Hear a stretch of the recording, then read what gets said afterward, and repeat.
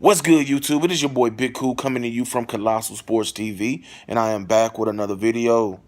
In this video, I will be discussing Al Haymon and whether or not he's starting to lose a grip, a power grip that he's held for so long in the sport of boxing. As you all know, reported by 3kingsboxing.com a few days ago, WBC super middleweight champion David Benavidez has indeed signed a promotional contract with Top Rank and Bob Arum. There's some legal drama brewing between his current former promoter and his new promoter and Bob Arum and Top Rank. But it's worth pointing out that Al Haymon did or does still advise David Benavidez. I don't know how that works, but with Eddie Hearn on the rise with the Zone, his new online streaming service app agreement, which is the 8-year $1 billion deal, with that on the rise, with all that money that's backing him and his determination to get American fighters, and not just American fighters, get top quality American fighters. You got to start looking. Are we starting to see chinks and cracks in the armor of Al Haymon? Yes, he's still powerful. Yes, he still has the loyalty of a lot of his fighters. But even today, the Charlo brothers, Jamel and Jamal Charlo, said they would listen to what Eddie Hearn had to offer or had to say. They said they spoke with Al Haymon, and apparently he may have given them the okay. And that just leads me to believe that all it takes is one marquee signing for Eddie Hearn, and the dominoes are just going to fall. And I'm not saying that Al Haymon is going to lose all of his fighters, because I don't believe that for 1 second. But shit about to hit the fan. And this is just me. This is what I feel. I think that he is in jeopardy of losing quite a few of his upper echelon fighters in the middle of the pack fighters. Adrian Broner has already came out and rejected the fight $6.75 million deal offered to him by Eddie Hearn. He stated his loyalty to Al Haymon, so he don't have to worry about him. But what about Keith Thurman? What about Errol Spence? What about Deontay Wilder? What about all these other guys? Because you also know that Daniel Jacobs is still advised by Al Haymon, but he's promoted by Eddie Hearn. And Eddie Hearn, with all the money, is coming, and he's not going to stop. He's determined to be successful. Although people are skeptical, myself included, about how this new outlet is going to play out for him, with it being $20 a month. He's going to have to get big names to make that worth, or to make boxing fans feel it's worth paying $20 a month. You got to also look at Bob Arum, who I just said snatched up the WBC super middleweight champion David Benavidez. He's also looking to talk to the Charlo brothers. I don't know if they're interested in listening to what he has to offer, but he's another person. He's also expected to place a bid at tomorrow's Danny Garcia, Sean Porter WBC title purse bid, with Showtime placing all their eggs in the basket of Deontay Wilder versus Anthony Joshua. That's going to leave a lot of the guys that have been fighting primarily on Showtime up for grabs. And Eddie Hearn may place a bid in that as well tomorrow.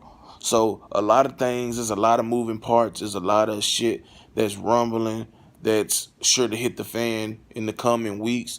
And I want to know, is Al Haymon going to be a casualty, or he's going to survive a few stray bullets and remain at the upper echelon of the totem pole in this boxing business? Because if you remember a few years ago when Al Haymon and all them were working with Golden Boy and having fights on HBO, and then all of a sudden Richard Schaefer and Oscar De La Hoya had a falling out. Richard Schaefer decided to say, fuck you, Oscar, I'm going to roll with Al Haymon.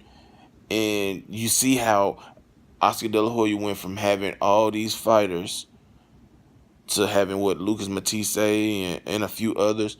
He didn't have those guys under contract. I don't know why. He just had a good working relationship with Al Haymon, and Richard Schaefer was his go-to guy. He didn't have paperwork on none of them, but Lucas Matisse and a few others.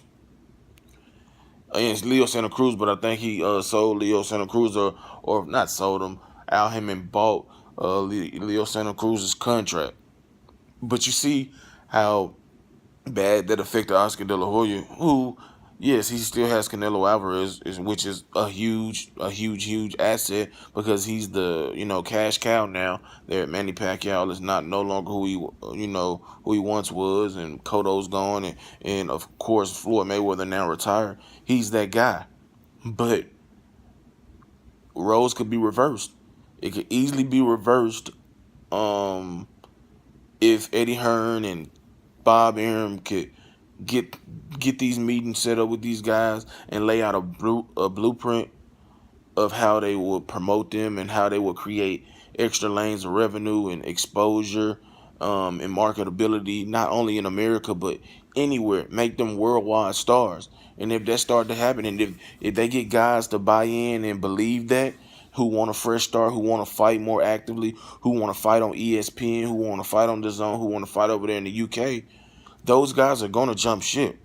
And you can't blame them, because I love PBC.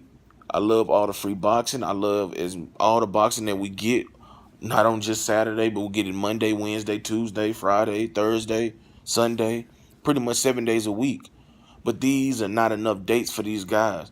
Look at Sean Porter. Sean Porter, I mean, some of it's from his own choosing, but Sean Porter really isn't as active as he should be.